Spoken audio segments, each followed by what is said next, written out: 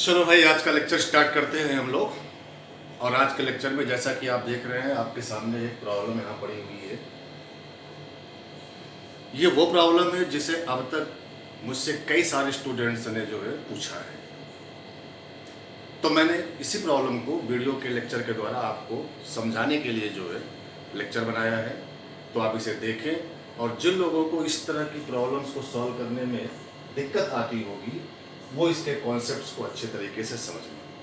आप ध्यान से इस क्वेश्चन को पढ़िए तो आपको पता चलेगा कि ये बेसिकली रिजल्ट बेस्ड प्रॉब्लम है। केवल 15 या 20 सेकंड में सॉल्व होनी ये प्रॉब्लम है। लेकिन ये प्रॉब्लम वही लोग 15 और 20 सेकंड में सॉल्व कर सकते हैं जिन्हें इसका कॉन्सेप्ट पता होगा, इसका रिजल्ट पता होगा। तो प्रॉब्लम वेक्टर की है, जिसमें दिया गया है component of 3i plus 4j perpendicular to I plus j and in the same plane as that of 3i plus 4j। यानी कि इसमें आपको दो वेक्टर दिए गए हैं जिनमें से एक वेक्टर का कंपोनेंट फाइंड करना है दूसरे वाले वेक्टर के perpendicular and in the same plane. उसी के प्लेन में दूसरे वाले वेक्टर के परपेंडिकुलर कंपोनेंट क्या होगा वो आपको फाइंड करना है। ऑप्शंस आपके सामने हैं, राइट। तो this is our problem. Vector की एक सिंपल प्रॉब्लम है जो कि रिजल्ट बेस्ड प्रॉब्लम है। आप रिजल्ट अगर मालूम होगा तो इसे मैक्सिमम जो है 15 या 20 सेकंड में सॉल्व कर सकते हैं। तो बेसिकली इस क्वेश्चन को सॉल्व करने का जो रिजल्ट है, मैं उस रिजल्ट को आपको समझाना चाहता हूं। तो उसे ध्यान से देखें कैसे वो रिजल्ट हम लोग बनाएंगे, और उस रिजल्ट को जो है स्टैंडर्ड फार्मूला मान करके आप याद रख सकते हो और डायरेक्ट ऐसे किसी भी प्रॉब्लम में उस फार्मूले का एप्लीकेशन करके प्रॉब्लम सॉल्व कर सकते हैं। तो चलिए स्टार्ट करते हैं। क्वेश्चन के सॉल्यूशन पर हम लोग बाद में बात करेंगे। पहले मैं आपको उसका कॉन्सेप्ट सिखा रहा हूं, कैसे जो है इस क्वेश्चन को सॉल्व किया जा सकता है। तो जनरल टर्म में बात करने वाले हैं। तो ये हमारे क्वेश्चन है, इसको हम लोग बाद में देखेंगे, राइट। पहले हम लोग इस क्वेश्चन को सॉल्व करने के पीछे का जो कॉन्सेप्ट है उसको समझते हैं। तो चलो मान लेते हैं कि अपने पास दो वेक्टर हैं A and B, vector A and vector B. दो वेक्टर हमारे पास हैं। यहां पर देखिए, मान लो कि ये हमारा वेक्टर ए है, this is the vector A and this is the vector B. हमने दोनों वेक्टर के इनिशियल पॉइंट्स को यहां पर मिला दिया है। आप जानते हैं कि दो वेक्टर के बीच का एंगल कैसे हम लोग देखते हैं। तो दो वेक्टर के बीच के एंगल को देखने के लिए दोनों वेक्टर के बीच के इनिशियल पॉइंट को हमें मिलाना होगा। तो जैसा कि आप देख रहे हो कि वेक्टर ए और वेक्टर बी दोनों का इनिशियल पॉइंट ये है, मान लो कि वो इनिशियल पॉइंट ओ है, और वेक्टर ए का फाइनल पॉइंट ए है और वेक्टर बी का फाइनल पॉइंट बी है, ठीक। अब इस वेक्टर और इस वेक्टर का इनिशियल पॉइंट हमने ये कॉमन कर दिया है। तो इन दोनों वेक्टर के बीच का ये जो एंगुलर रीजन होगा, उसी एंगुलर रीजन को हम इनके बीच का एंगल बोलते हैं। ध्यान रहे कि दो वेक्टर के बीच का एंगल पता करने के लिए हमें दोनों वेक्टर के इनिशियल पॉइंट्स को ज्वाइंट करना होगा। तो उनके बीच का जो एंगुलर रीजन बनेगा, that angular region is called the angle between these two vectors। तो चलो मान लिया हमने कि इन दोनों वेक्टर के बीच का एंगल कितना है, थीटा है। अपना टारगेट है कि वेक्टर बी का component in the direction of vector A क्या होगा। तो चलिए, टारगेट है our aim to find component of vector b in the direction of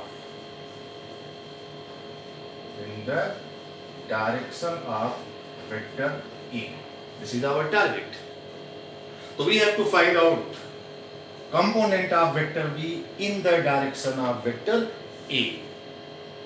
तो कैसे उसे हम लोग पता करते हैं वो चीज अपने को समझना है। क्लियर है? तो सुनिए, जिस वेक्टर का हमें कंपोनेंट चाहिए, ठीक, उस वेक्टर के फाइनल पॉइंट से आप एक परपेंडिकुलर ड्रॉ कर दो वेक्टर ए की लाइन पर। तो दिस इज, ध्यान रहे, this is the line of vector A, this is the line of vector ए।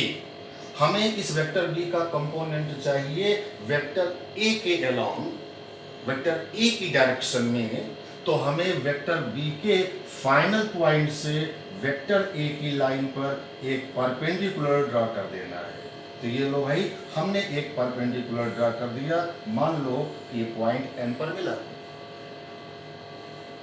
और उसी वेक्टर बी के इनिशियल पॉइंट से उस परपेंडिकुलर तक की जो डिस्टेंस होगी वो मेजर कर लो, यानी कि दिस लेंथ ओ एन, ये हम लोग ज्योमेट्री से निकाल सकते हैं। ये राइट एंगल ट्रायंगल हमारे सामने बन रहा है, और इस राइट एंगल ट्रायंगल में हम लोग ये लेंथ फाइंड कर सकते हैं। ध्यान से देखो, ये लेंथ जो होगी वो हमारे वेक्टर बी के मैग्नीट्यूड के बराबर होगी, और ये एंगल अगर थीटा है तो this O N equal to B cos theta. Cos theta का फार्मूला आप जानते हैं, cos theta equal to base upon hypotenuse. इस राइट एंगल ट्रायंगल में ये लेंथ बेस है और ये लेंथ हाइपोटेनियस है। हमें बेस की वैल्यू चाहिए, तो cos theta equal to base upon hypotenuse कर दिया। हाइपोटेनियस की वैल्यू कितनी है? वेक्टर बी के मैग्नीट्यूड के इक्वल। तो वहां से हमें बेस की लेंथ आ गई बी कॉस थीटा, राइट। हम लोग इसी बी कॉस थीटा को, मतलब इस लेंथ को, इस वेक्टर के उस कंपोनेंट का मैग्नीट्यूड बोलते हैं जो वेक्टर ए की डायरेक्शन में होगा। यानी कि जो पूछा गया है, क्या पूछा गया है? To find component of vector B in the direction of vector A. तो हमें उस कंपोनेंट का मैग्नीट्यूड फाइंड हो गया है, यानी वेक्टर बी के उस कंपोनेंट का मैग्नीट्यूड जो वेक्टर ए की डायरेक्शन में होगा, that magnitude is B cos theta. तो magnitude of component of vector B in the direction of vector A, this is equal to O N, जिसकी value कितनी है? B cos theta. इसकी value कितनी आ गई? B cos theta. यानी जो पूछा गया है उसका हमने मैग्नीट्यूड फाइंड कर लिया। कैसे फाइंड करते हैं? फिर से देखिए, हमें वेक्टर बी का कंपोनेंट चाहिए वेक्टर ए की डायरेक्शन में। तो उसे पता करने का तरीका ये होता है कि वेक्टर बी के फाइनल पॉइंट से वेक्टर ए की लाइन पर परपेंडिकुलर ड्रा कर दो, और फिर वेक्टर बी के इनिशियल पॉइंट से उस परपेंडिकुलर की दूरी फाइंड कर लो। उसी दूरी को, उसी डिस्टेंस को हम लोग जो है यहाँ पर बी कॉस थीटा ज्योमेट्री से लिख रहे हैं, बोलते हैं मैग्नीट्यूड ऑफ दैट कंपोनेंट। तो हमने अभी तक उस कंपोनेंट का मैग्नीट्यूड फाइंड कर लिया। अब जैसा कि हम लोग जानते हैं कि किसी वेक्टर का जो भी कंपोनेंट होगा वो भी एक वेक्टर क्वांटिटी ही होगी। हमने जो है उस कंपोनेंट का मैग्नीट्यूड फाइंड कर लिया है। अब अगर इसे वेक्टर बनाना है तो इसमें डायरेक्शन लगानी होगी। मैग्नीट्यूड बी कॉस थीटा आ गया है, और डायरेक्शन लगाने के लिए हमें इसमें एक यूनिट वेक्टर लगाना होगा। लेकिन ध्यान रहे कि हम लोग जो कंपोनेंट ले रहे हैं वो किसकी डायरेक्शन में ले रहे हैं? वेक्टर ए की डायरेक्शन में। यानी कि जो कंपोनेंट होगा उस कंपोनेंट की डायरेक्शन वेक्टर ए की डायरेक्शन में होनी चाहिए। तो वेक्टर ए की डायरेक्शन में होने के लिए आप ऐसा करो कि वेक्टर ए को ही क्या बना लो? वेक्टर ए को यूनिट वेक्टर बना लो। क्या बना लो? यूनिट वेक्टर बना लो। अगर हम लोग वेक्टर ए को यूनिट वेक्टर बना लें और इसमें लगा दें मैग्नीट्यूड के साथ में, तो जो पूछा गया है वो आंसर अपने को मिल जाएगा। तो चलिए, वेक्टर ए को यूनिट वेक्टर अगर हम लोग बनाएं तो unit vector in the direction of vector A, vector ए की ही डायरेक्शन में यूनिट वेक्टर क्या होगा? तो हम लोग अच्छे तरीके से जानते हैं कि अगर इसी वेक्टर ए में उसके मैग्नीट्यूड से डिवाइड कर दें तो जो वैल्यू आएगी वो एक यूनिट वेक्टर आएगी। तो this is equal to vector A upon mod of vector A. Vector A में ही उसके मैग्नीट्यूड से हमने डिवाइड कर दिया, तो दिस इज यूनिट वेक्टर। ये एक ऐसा वेक्टर है जिसका मैग्नीट्यूड 1 यूनिट है और डायरेक्शन वेक्टर ए की तरफ है। और हमें यही तो चाहिए भाई, वेक्टर बी का एक ऐसा कंपोनेंट जो वेक्टर ए की डायरेक्शन में हो, तो उस कंपोनेंट का मैग्नीट्यूड ये है और डायरेक्शन ये हो गया। दोनों को अगर हम लोग लगा दें तो जो पूछा गया है वो रिजल्ट आ जाएगा। यानी कि इस पॉइंट का जो रिजल्ट है, this is equal to magnitude कितना है भाई, b cos theta. Magnitude is b cos theta और डायरेक्शन क्या है भाई, वेक्टर a अपॉन a, तो into vector a upon a। Clear? तो हमने जो है component of b in the direction of vector a लिखा, component of b in the direction of a लिख लिया हम लोगों ने, जो कि ये आपके सामने पड़ा हुआ है। तो इस पॉइंट का जो रिजल्ट है, this is b cos theta vector a upon a आ गया। क्लियर? अब इसमें ऐसा करो आप, a से ऊपर और a से नीचे अगर हम लोग मल्टीप्लाई कर दें, कोई फर्क तो पड़ेगा नहीं। तो ऊपर अगर हम लोग a से मल्टीप्लाई करेंगे तो ऊपर हो जाएगा a b cos थीटा। उसी रिजल्ट को हम लोग दूसरे फॉर्म में लिखने वाले हैं, vector a upon a square. हमने ऊपर भी a और नीचे भी a मल्टीप्लाई किया तो ऊपर a भी cos थीटा हो गया और नीचे a इंटू a स्क्वायर हो गया है। अब ऊपर देखो आप, ऊपर क्या है भाई, a b cos theta, and we know that a b cos theta is what, a dot b। इस वेक्टर a और इस वेक्टर b, जो दो वेक्टर हमें दिए गए हैं, उनका डॉट प्रोडक्ट, a और b का जो डॉट प्रोडक्ट होगा that is a b cos theta. तो इसी रिजल्ट को हम लोग अब जो है चेंज करके इस फॉर्मेट में लिया देंगे, this is a dot b a vector upon a square, right.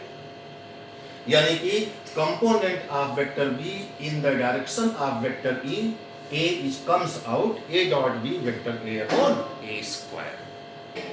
समझ में आ रहा होगा आपको ये बात? तो अब यहां पर जो है रिजल्ट आपके पास जो आया कि component of vector a in the direction of vector b क्या होगा, that is equal to a dot b vector a upon a square. तो आपके पास एक रिजल्ट ये आ गया, इसे आपको याद रखना है, also this is a standard result. अब ये एक स्टैंडर्ड रिजल्ट आपके पास आ गया, लेकिन इस रिजल्ट में ये याद रखना है आपको कि ये है क्या। ध्यान देना कि this is the component of vector b in the direction of vector a। मान लो इसका उल्टा पूछ ले वो आपसे, हमने जो रिजल्ट लिखा हुआ है ये component of b in the direction of a का है, लेकिन अगर वो पूछे कि what is the component of vector a in the direction of vector b, तो कुछ नहीं करना है, इसी में आप a और b को इंटरचेंज कर लो। a और b को इंटरचेंज कर लेंगे हम लोग, तो यहाँ पर a डॉट b की जगह पर क्या आ जाएगा, b डॉट a, और यहाँ पर वेक्टर b और यहाँ पर b स्क्वायर हो जाएगा। अब आप जानते हो कि a डॉट b और b डॉट a की वैल्यू सेम होती है, चाहे a डॉट b लिखो चाहे b डॉट a लिखो, कोई फर्क नहीं पड़ने वाला है। यानी कि अगर हम लोग component of vector a in the direction of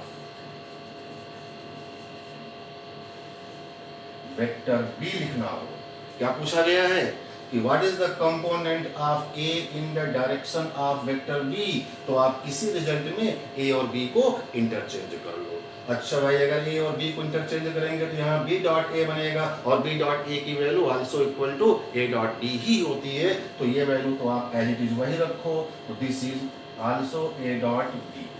interchange करने पर फर्क नहीं पड़ेगा यहाँ पर, इसलिए ये a डॉट b लिखो चाहे b डॉट a लिखो, चीजें कही होगी। हाँ, यहाँ पर वेक्टर a है तो क्या आएगा, वेक्टर b, और यहाँ पर a स्क्वायर है तो क्या बनेगा, b स्क्वायर। दोनों पॉइंट आपको क्लियर करने हैं। ये जो है इसमें b का कंपोनेंट a की डायरेक्शन का है और इसमें क्या है, a का कंपोनेंट b की डायरेक्शन में। तो बेसिकली अब इसको ऐसे याद रख सकते हो, a डॉट b दोनों में कॉमन रहेगा, चाहे जिसका भी कंपोनेंट जिसकी डायरेक्शन में लिखना हो, आपको a डॉट b तो लिखना ही लिखना है। बस रिजल्ट को याद रखने के लिए जिसकी डायरेक्शन में पूछा जाए वही वाला वेक्टर यहाँ पर रखना है। और उसी के मैग्नीट्यूड के स्क्वायर से डिवाइड करना है।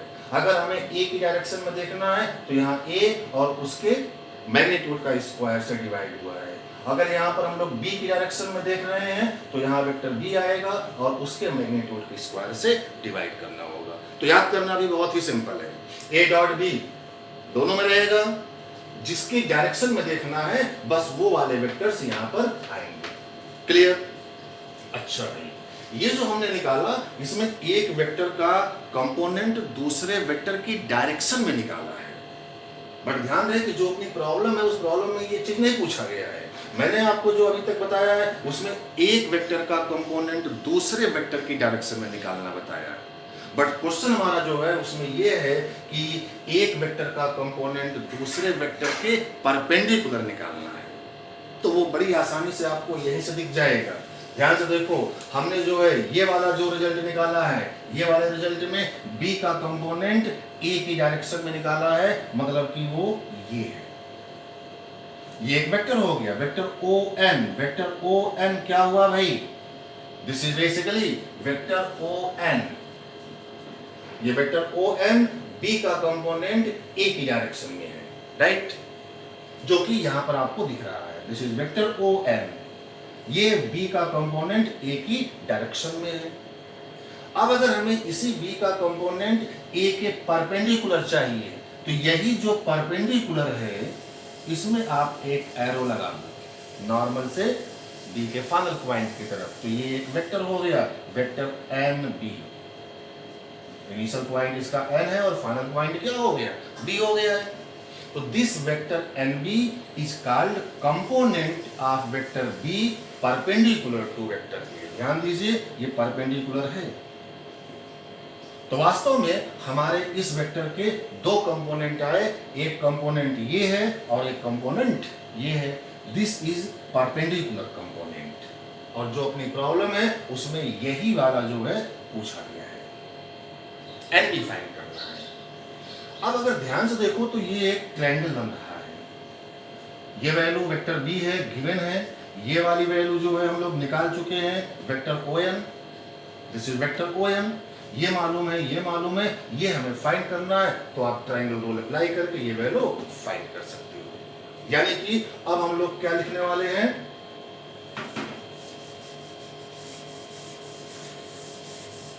Component of our aim to find component of vector b का component perpendicular to vector a, इस वाले वेक्टर के perpendicular, that is equal to vector nb। तो दिस इज वेक्टर nb। बताइए कि ये वेक्टर एन बी जो कि परपेंडिकुलर कंपोनेंट है वेक्टर बी का, ए के परपेंडिकुलर है, तो ट्रायंगल रूल से हम लोग लिख सकते हैं। ट्रायंगल रूल क्या है? सेम सेंस का समेशन अपोजिट सेंस के इक्वल। तो this plus this is equal to this. तो वेक्टर एन बी की वैल्यू कितनी हो जाएगी? This vector minus of this vector, यानी this is equal to vector B minus of vector O N. And vector ON is what? This. So this is vector B minus of A dot B vector A upon A square. Right? तो actually में ये जो अपनी problem थी वो problem इसी result पर based थी। जिनको ये रिजल्ट मालूम रहा होगा, याद रहा होगा, उनके लिए ये प्रॉब्लम जो है 15 सेकंड की होगी। देखते ही आप जो है इसमें रख करके आंसर टिक कर सकते हो। क्लियर है? तो चलिए इसको अप्लाई करके कैसे हम लोग ऑप्शंस को पिकअप करेंगे वो देखते हैं, यानी प्रॉब्लम को सॉल्व करते हैं। तो सबसे पहले ये बताओ कि इसमें कौन सा वेक्टर ए होगा और कौन सा वेक्टर बी होगा, वो आपको दिखना चाहिए। क्वेश्चन में देखिए क्या दिया गया है? Component of 3i plus 4j, 3i plus 4j, इसका कंपोनेंट चाहिए हमें। जिसका कंपोनेंट चाहिए वो वेक्टर बी हो गया, यानी कि आपको क्वेश्चन के अकॉर्डिंग बात कर रहे हैं अब, तो vector b is equal to 3i plus 4j है, ये गिवन है। और जिसके परपेंडिकुलर पूछा गया है वो कौन सा वेक्टर है, i प्लस j है, यानी वेक्टर a की value this is i plus j cap है। क्लियर है? क्वेश्चन में पूछा गया है कि इसका i प्लस j के परपेंडिकुलर कंपोनेंट क्या होगा, तो परपेंडिकुलर कंपोनेंट के लिए हमें ये वाला फार्मूला अप्लाई करना है। और अगर इसकी डायरेक्शन में पूछा गया होता है इसका वो कंपोनेंट जो इसकी डायरेक्शन में होगा, तब आप इस वाले फार्मूले का अप्लाई करेंगे। ये दोनों फार्मूले जो है बहुत ही इंपॉर्टेंट है, इसे आपको याद रखना होगा। अगर आपको क्वेश्चंस को सॉल्व करने में समय बचाना है तो रिजल्ट को याद रखना पड़ेगा। क्लियर? तो यहाँ पर परपेंडिकुलर कंपोनेंट पूछा गया है तो इसको अप्लाई कर दो, वैल्यूज आपके सामने है। तो चलिए इसको सॉल्व करते हैं। तो हमारा आंसर के लिए अब आते हैं हम लोग। तो वेक्टर बी यहाँ पर है, जैसा वेक्टर बी है उसको वैसे ही रख लो। 3i प्लस 4j माइनस है, माइनस लगाओ। a डॉट बी मतलब इन दोनों का डॉट प्रोडक्ट करना आपको आना चाहिए। डॉट प्रोडक्ट में हम लोग क्या करते हैं, सिमिलर वेक्टर कोफिशिएंट्स को मल्टीप्लाई करके ऐड कर लेते हैं। बताइए यहाँ पर i का कोफिशिएंट 3, यहाँ पर i कोफिशिएंट 1, मल्टीप्लाई किया तो ये आ गया है 3 into 1 प्लस यहाँ पर j का कोफिशिएंट 4 और j कोफिशिएंट यहाँ पर 1, मल्टीप्लाई किया 4, तो this is 3 plus 4 divided by A square का मतलब वेक्टर ए के मैग्नीट्यूड का स्क्वायर। अच्छा, वेक्टर ए का मैग्नीट्यूड होगा कितना भाई, mod of A magnitude of vector A is equal to under root this square plus of this square, यानी रूट 2 आ गया ये। अब इसी का स्क्वायर करके यहाँ पर डिवाइड करना है। ए स्क्वायर है, ध्यान रखिएगा ए स्क्वायर है तो रूट 2 का स्क्वायर कर देंगे, तो रूट 2 का स्क्वायर कर दिया। आगे क्या है, वेक्टर ए, जैसा ये वेक्टर है वैसा ही आप यहाँ रख दो, i प्लस j हो गया। And solve it, this is equal to 3i plus 4j minus 3 plus 4 7 by root 2 का होल स्क्वायर 2 हो गया है, i प्लस j हो गया है। अब इसको हम लोग और सिंप्लीफाई कर लें तो 3i यहाँ से और माइनस 7 बाई 2i यहाँ से, तो this is minus 1 by 2 i cap. 3i minus 7 by 2 is minus 1 by 2 i cap. अच्छा, यहाँ पर देखो 4j कैप और यहाँ से क्या मिलेगा, माइनस 7 बाई 2j कैप, तो 4 minus 7 by 2, 4 minus 7 by 2 is plus 1 by 2 j cap हो गया। 1 बाई 2 को हम लोग कॉमन ले लें, तो 1 बाई 2 को अगर हम लोग कॉमन ले लें तो this is minus i plus j cap, यानी 1 by 2 minus i plus j cap. इस पर्टिकुलर क्वेश्चन का जो आंसर है that answer is this. Clear? Option में देखो आपको दिखाई पड़ना चाहिए आंसर। तो 1 by 2 minus i plus j, 1 by 2 minus i plus j, ये देखो फर्स्ट आंसर दिख गया। तो 1 by 2 minus i plus j, this is the answer. Clear? तो चलिए नेक्स्ट क्लास में, जैसा कि हमने प्रीवियस लेक्चर में आपको ऑप्टिक्स का तीसरा पार्ट डिस्कस किया था जिसमें मैंने प्लेन मिरर की स्टडी आपको कराई थी, तो अगले लेक्चर में मैं आपको उसी प्लेन मिरर को कंप्लीट करने वाला हूं। तो नेक्स्ट क्लास में हम लोग प्लेन मिरर को डिस्कस करेंगे। Okay, thank you very much.